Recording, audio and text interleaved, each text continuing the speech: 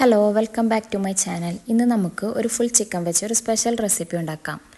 ആദ്യം അടികട്ടിയുള്ള ഒരു വലിയ പാത്രമെടുത്ത് അതിലേക്ക് ഒരു വലിയ സവാള ചെറുതായി അരിഞ്ഞതും, ഒരു വലിയ ക്യാപ്സിക്കം ചെറുതായി അരിഞ്ഞതും, കുറച്ച് കറിവേപ്പില, ഒരു അര കൈപ്പിടി നിറയെ പുതിനയിലയും ഒരു കൈപ്പിടി നിറയെ മല്ലിയിലയും ചേർക്കാം. അതിനുശേഷം അതിലേക്ക് 3 ടേബിൾ സ്പൂൺ കാശ്മീരി മുളക് പൊടിയും 1.5 ടേബിൾ സ്പൂൺ ഗരം മസാല പൊടിയും 1 ടേബിൾ സ്പൂൺ കുരുമുളക് പൊടിയും 3/4 ടേബിൾ സ്പൂൺ മഞ്ഞൾപ്പൊടിയും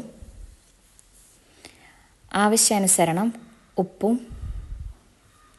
1.5 ടേബിൾ സ്പൂൺ മന്തി മസാല പൊടിയും 1 ടേബിൾ സ്പൂൺ വിനെഗർ, കുറച്ച് തൈര്, ഒരു മാഗി ക്യൂബ് എന്നിവ ചേർത്തു. വെള്ളത്തിൻ്റെ ആവശ്യമില്ല.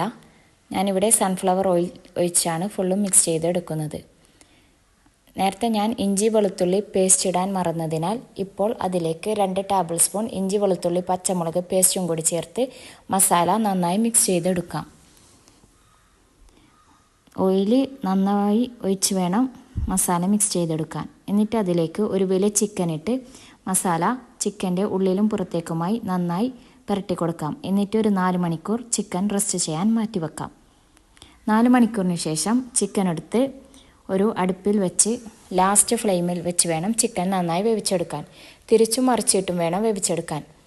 തിരിച്ചും മറിച്ചിടുമ്പോൾ ആ സൈഡിലുള്ള മസാലയൊക്കെ എടുത്ത് ചിക്കൻ്റെ മുകളിൽ പുരട്ടാൻ മറക്കരുത്. ചിക്കൻ നന്നായി വെന്ത് കഴിയുമ്പോൾ അതിൻ്റെ മുകളിലേക്ക് കാഷ്യൂ അരച്ചിട്ടുള്ള പേസ്റ്റും കൂടി ചേർത്ത് നന്നായി കുറച്ച് സമയം കൂടി തിരിച്ചും മറിച്ചും മസാലയൊക്കെ നന്നായി മിക്സ് ചെയ്തെടുക്കാം. ഇപ്പോൾ ചിക്കൻ ഇവിടെ റെഡി ആയിട്ടുണ്ട്. നിങ്ങൾക്കെല്ലാവർക്കും ഇത് ഇഷ്ടപ്പെട്ടുവല്ലോ. എല്ലാവരും ട്രൈ ചെയ്ത് നോക്കണം. ഞാൻ സത്യമായി പറയുകയാണ്, വളരെയധികം ടേസ്റ്റുള്ള ഒരു ചിക്കനാണ്.